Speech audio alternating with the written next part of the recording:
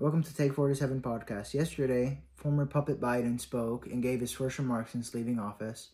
CNN was forced to cut the Trump-Bukele interview just to clarify that they do not hate the country.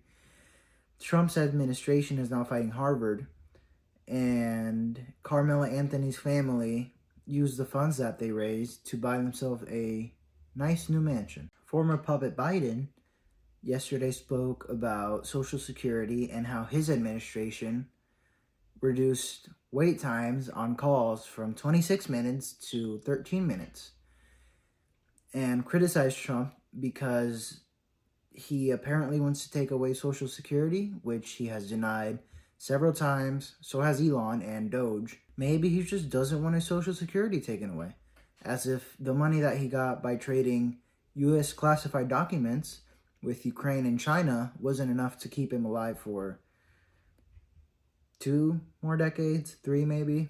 CNN had to take a break from the Trump-Bukele interview after President Trump just destroyed them.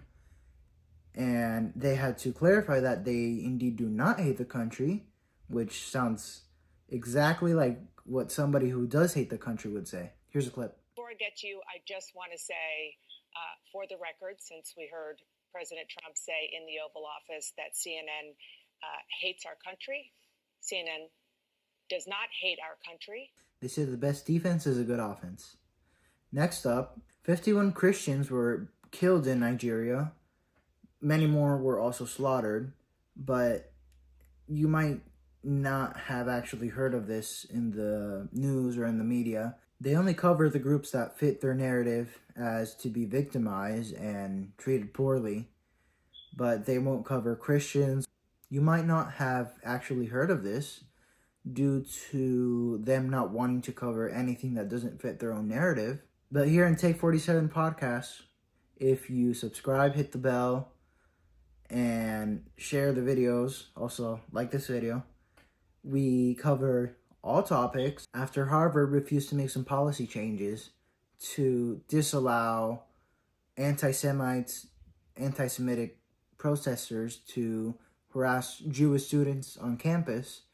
Trump decided to freeze $2 billion in grants to Harvard. Trump also threatened them with making them pay taxes. For those of you who don't know, big Ivy League universities and big colleges don't actually pay taxes. They're exempted from taxes. And another update on the Carmela Anthony case, after he was released on a $250,000 bond, since it was lowered from $1 million because of his defense fighting in court, arguing that his family was low income and would not be able to pay $1 million. The funds that they raised were not just used to free Carmelo, but they were also used to buy a new mansion for the family. When MLK gave the I Have a Dream speech, he wanted everybody to be treated on the content of their character, not on the color of their skin. And we went from treating black people like garbage. Now they're basically demigods and cannot be touched and are above the law itself. And just because you murdered somebody and you're black, you get to get out of jail free card. Carmela Anthony is currently under house arrest, though, for a period of time that I do not know.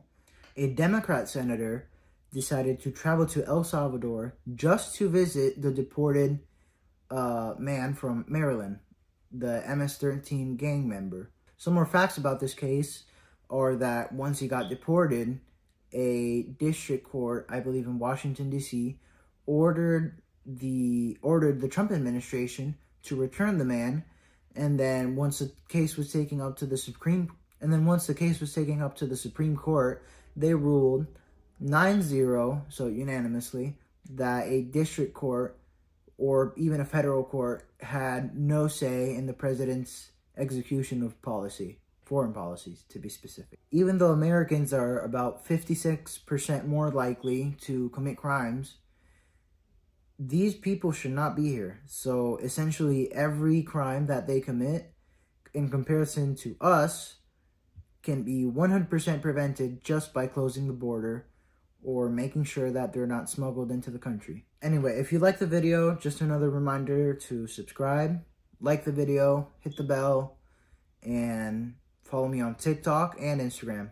It's the same name, Take 47 Podcast. Next episode should be coming out on Friday. I'll try to have more info on the Pete Hegseth advisors that were put on leave. And I'll also keep you more updated on the Trump tariff war with China.